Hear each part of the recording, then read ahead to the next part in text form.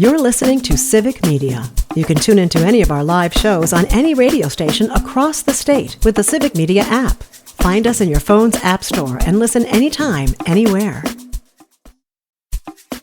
This is your WGBW Daily News Roundup for the Talk of Green Bay, 97.9 FM and 1590 AM. For 97.9 WGBW News, I'm Lisa Hale. Last night, the Green Bay Area Public School District Board of Education selected 7 finalists who will interview to fill the seat left vacant when Cooley resigned. The 7 are Rick Crossan, Aaron Lee, Samantha Meister, Brant Pearson, Alyssa Profit, Miranda Schnornak, and Matthew Siegert. A couple of things to note. Katie Gentry and Elliot Christensen, who both ran for the school board in the April election, applied but were not chosen as finalists. Gentry actually came in 4th in that election with more votes than Rick Crossan, a former school board member who ran but was not reelected. The board will interview the finalists and select a new member at its June 16th meeting. One person died in a crash on Highway 172 in Alloway Monday morning. The accident happened near the Webster Street exit around 9:15 yesterday. Brown County Sheriff's officials who called the crash serious say one person in the accident was taken to the hospital where they later died. Authorities say neither drugs nor alcohol were factors in the accident that closed Highway 172 for just over 2 hours. The body of a man pulled from the water near Door County Maritime Museum on Thursday of last week has been identified as 23-year-old Alexander Hill of Sturgeon Bay. Sturgeon Bay police say preliminary findings from the autopsy do not indicate foul play. They have video footage showing Hill entering the water at about 11:30 p.m. on Wednesday. Anyone who may have information on the case is asked to call the Sturgeon Bay Police Department. Despite a breakdown in budget negotiations with Governor Tony Evers, Republican co-chairs of the legislature's Joint Finance Committee remain optimistic. Speaking to the media last week, Senator Howard Markline of Spring Green said the committee has put 3 budgets on Evers' desk in the past 3 budget cycles, and he signed them. Markline noted, quote, "A lot of the priorities that the governor's office and the Republicans have are very similar." JFC co-chair Representative Mark Bourne of Berlin said Republicans broke off negotiations because the Democratic governor demanded spending increases that outpaced tax cuts they wanted.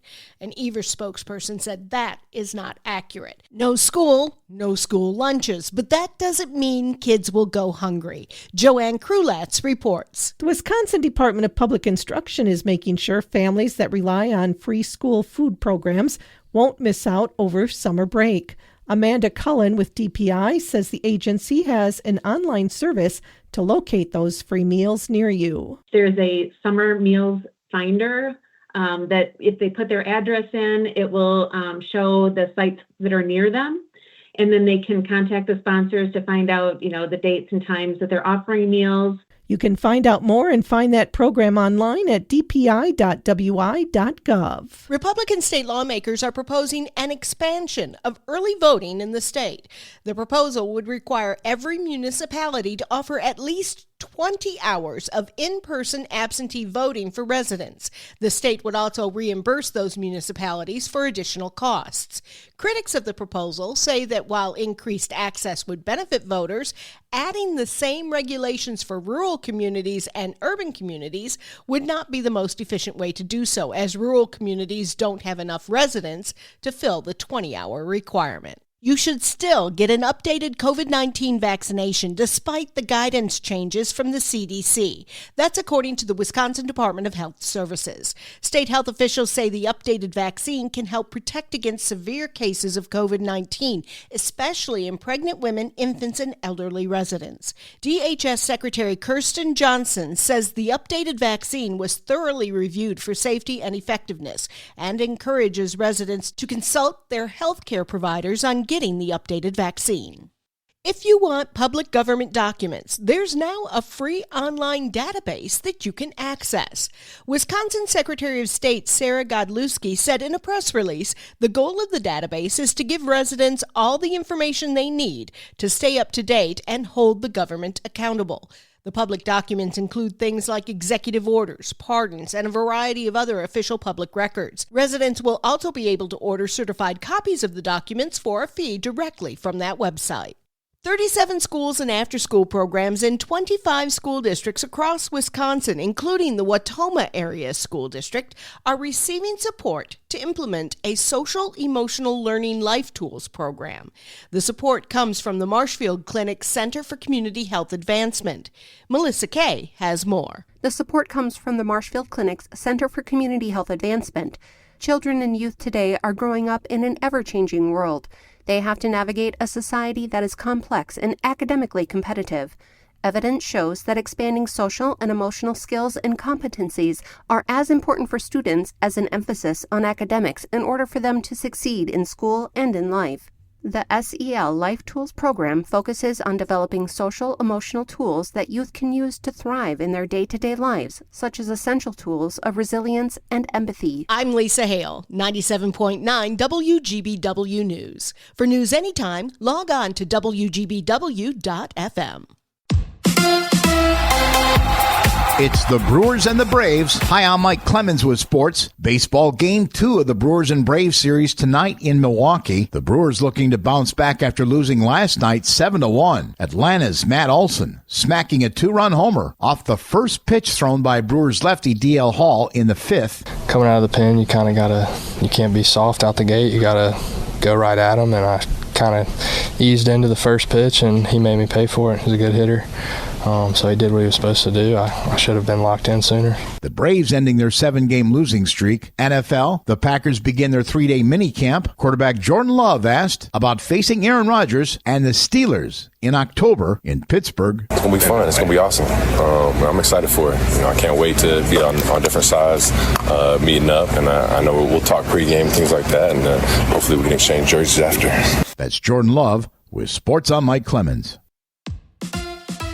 On your entertainment beat, I'm Pete Schwaba. Lilo & Stitch is still the box office champ. The biggest hit of the summer so far pulled in $32 million last weekend and is now pushing $800 million globally at the box office. The film is showing some great gams with only a 50% drop despite being in its third week of release. The number 2 spot goes to From the World of John Wick, Ballerino, which brought in a less than expected $26 million in its opening weekend and $51 million globally. The 8th installment of Mission Impossible saw only a 45% drop in its third week of release. Final Reckoning is currently at $450 million globally. Karate Kid Legends brought in $8.5 million to come in 4th place, and gruesome horror film Final Destination Bloodlines continues to show incredible staying power by coming in 5th place and pulling in $6.5 million in its 4th week. The film has now pulled in $250 million worldwide. The 2025 Tonys are in the books, and the big winner from Sunday night's event was Maybe Happy Ending. The production, a love story about 2 abandoned robots, was named Best Musical and brought in 6 other awards as well. According to Variety, the play struggled to find an audience until the reviews came in. Similar to the moving picture box office, the theater industry seems to be back on track following the pandemic, with $1.89 billion in ticket sales, which is a record. Brendan Jacobs Jenkins became only the 3rd playwright to win Tonys in consecutive years with this year's Purpose, a hilarious look at a civil rights leader's dysfunctional family, which won Best Play. Other highlights from the evening include Succession's Sarah Snook, who was named Best Leading Actress in a play for The Picture of Dorian Gray. And in sad Tony news that really isn't that sad, George Clooney was a bridesmaid for Best Performance by a Leading Actor in Good Night and Good Luck. Still nice to be nominated, or so I'm told. Hollywood oddball Jared Leto has been accused of sexual misconduct from 9 women. According to Airmail, the Oscar-winning actor has a history of texting underage girls, even calling them in the middle of the night and making inappropriate sexual remarks. According to Yahoo Entertainment, one alleged victim, a Los Angeles DJ, claims she was assaulted backstage by Leto, even though she was only 17 at the time. Representatives for the My So-Called Life actor deny all claims. Netflix has released the trailer for Tyler Perry's latest Medea installment, Medea Destination Wedding. Please don't turn off the radio. Say what you want about Perry and this franchise, which is now 20 years old, but it is impressive that not one of the films has ever been rated fresh on Rotten Tomatoes, and they keep getting greenlit. The franchise started in 2005 with Diary of a Mad Black Woman. For what it's worth, Perry has been part of good films and projects. For more showbiz fun, tune into Nightlight with me, Pete Schwaba, weeknights from 6 to 8 p.m. on the Civic Media Radio Network.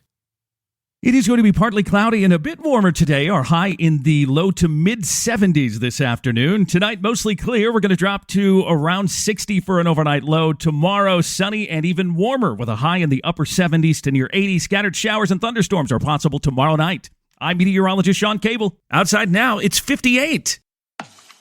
That's your WGBW Daily News Roundup from Civic Media. Subscribe to this podcast on Spotify, Apple, or wherever you find your podcasts. Find more news at WGBW.FM.